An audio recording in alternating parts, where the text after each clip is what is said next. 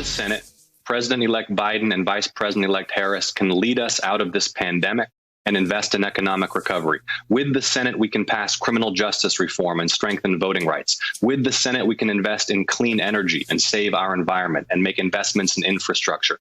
With the Senate, we can protect Roe v. Wade and the privacy of women's health care. Without the Senate, we can do none of those things. And that's why the stakes are so high in Georgia right now, and why I'm asking folks across the country to help us win these races and visit electjon.com to chip in $1 to help us get out the vote here. All right, so that's Jon Ossoff, okay, and he is running against David Perdue, who's a criminal, and he called him out at the debate. Ossoff did. He called out Senator Perdue for ignoring COVID when he was briefed and decided to use that information not to protect Georgians or not to, make a stink about how we needed to do testing. We had to get tests out really fast to everybody so they could, know whether or not to isolate or could they continue to go to work, right? Anyway, that's Jon Ossoff. So Jon Ossoff is asking for $1, all right? Now, if you're in Georgia, everything is on the line here. I swear to God, paid family leave, SNAP benefits, access to health care, union jobs, clean energy, just everything, Social Security benefits, all this stuff is on the line. And it takes a Senate, as you know, because Mitch McConnell tables everything. So we get no progress. So if you live in Georgia, you can get involved from either knocking on doors to hosting an event at your house. You can attend rallies. You can keep campaign staffers housed. But there is an organization in Georgia called Outvote. And that helps Georgians who support Raphael Warnock and Jon Ossoff to get their friends and their families to the polls. You can also start using the hashtag #WhyI'mVotingWarnock. And that's not limited to Georgia. That we can all do so that all Americans can have all of our issues at least considered by the United States Senate. The Georgia Democratic Party is also looking for volunteers. They need poll monitors. They need ballot processing monitors. You see how hard a job this really is. Now that you have seen the live stream in the count rooms of these people who are processing, and now they have to go back in Georgia. They're going to do a hand recount of every single piece of paper. Every single piece of paper. So they need poll workers for the January 5th runoff. Fair Fight, Stacey Abrams Voter Participation, Education, and Rights Organization. They're also looking for local volunteers in Georgia for similar tasks. Now, if you're outside of Georgia, there's plenty for us to do. I will use my social media, which is not, I don't have 1 million followers. I have about 60,000 followers, something like that. But I will use whatever I have to amplify this race, the importance of it, why we need to pay attention, and how we can help from out of state to support winning the Senate for all Americans. Okay, so use your social media. Rapid response. There's a rapid response team that the Warnock campaign has. And if you go to Warnock's website, you'll see the rapid response team. They will give you the content, and you can amplify that content on your social media. Jon Ossoff is running daily phone banks. You can participate in them virtually no matter where you live. Now, maybe yesterday you heard me talking to my friend Robin in Harlem. She's involved in the Georgia Postcard Project. Now, that is a grassroots initiative, okay? And what you do is you write postcards to registered Democrats in Georgia.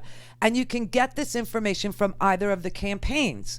And you just send a little postcard with January 5th on it, and you underline the importance of voting in these runoff races for Democrats. You can even just bullet point like what is on the ballot, like expanding health care, cancel billions of dollars in student loan debt, holding bad apples in law enforcement accountable, social justice, whatever you could bullet point it on a little postcard and drop it in the mail, okay?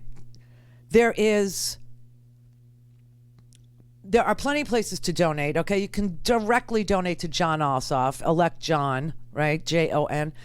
You can donate to the Warnock campaign. You can donate to Georgia Democrats. Georgia Stand Up is another place you can give $1.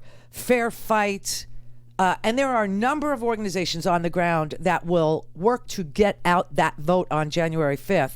So if you're able to donate, some of the organizations that could use financial support are Asian Americans Advancing Justice Atlanta. They will be mobilizing voters, and they will protect voting rights.